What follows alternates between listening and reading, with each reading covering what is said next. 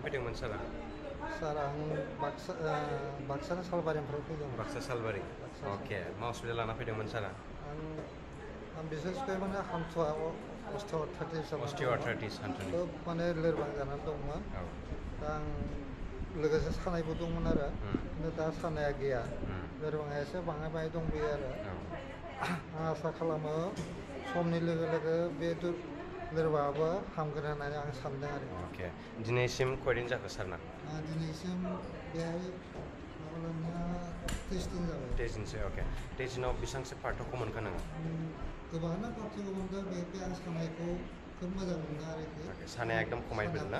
पुरा खमायथारदों। सानाय गैया होननानै बुंजायो आरो। अके खिन्थु अस्टियोआर्थ्राइटिस प्रब्लेमखौ जों बुजिनांगोन फार्स्टआव ना कमप्लिट किउरा बे एट दिस एज 70 इयार्स नोंना 70 प्लास बिदि एजाव कमप्लिट अस्टियोआर्थ्राइटिसनि किउरखौ मोना सार।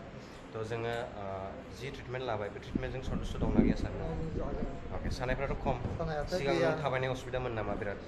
सिगांथ' आं थाबायनो हायामोन। अके दा बेसेबांसो थाबायनो हायो नोङो?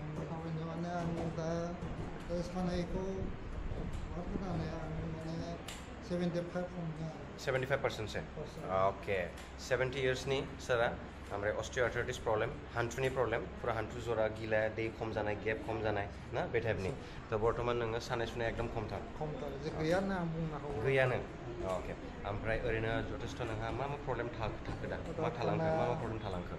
बे हान्थुनि लोरबाङा एसे दङ ओमफ्राय जान्जिया एसे दंबोयो माने एसे माने समाव लोरबां मोनो आरोखि। अके आसा खालामो थारमाने आं एक्सारसाइसनि जुगै माने बे लोरबांखौबो थिग खालामनो हागोन।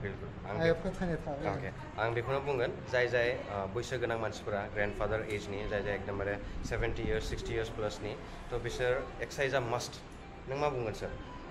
नोङो एक्सारसाइजआव बिसास फैदोंना फैयाखै एक्सारसाइजजों मोजां खालामनो हायो होननानै? एक्सारसाइजआ आं जेरै माने फोरमान मोनदों एक्सारसाइसनि दारै आं मोजां खालामनो हागोन होननानै बा मोजां जागोन होननानै आरो फोथायो आरो। औ सोरबा सोरबाया 1 मासाव जानो हागौ मोजां सोरबा 2 मासाव जानो हागौ खिन्थु मेक्सिमाम नों जुदि एसे मोजां टाइम होयोबा जेनेबा 1 बोसोरसो 2 बोसोरसो नों एक्सारसाइसखौ लाबाय थायो खालायबाय थायो होमबा नों बिराद मोजां पजिसनाव फैगोन।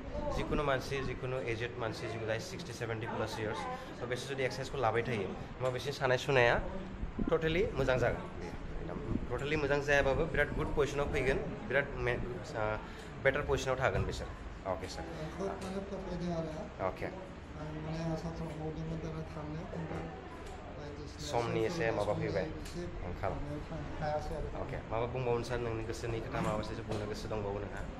दा बयखौबो माने खावलायो बे फिजिय'थेरापिनि जुगेदियै बयबो माने सानाय सुनाय बा आखाइ सानाय आथिं सानाय सिनस्रि सानाय बेफोर गासैखौबो माने फाहामनायनि सुबिदाखौ मोनगोन आरो आसा खालामथावो बे सानाय सुनायफ्रा सम्पुर्ण मोजां जागोन। Thank you sir. Thank U.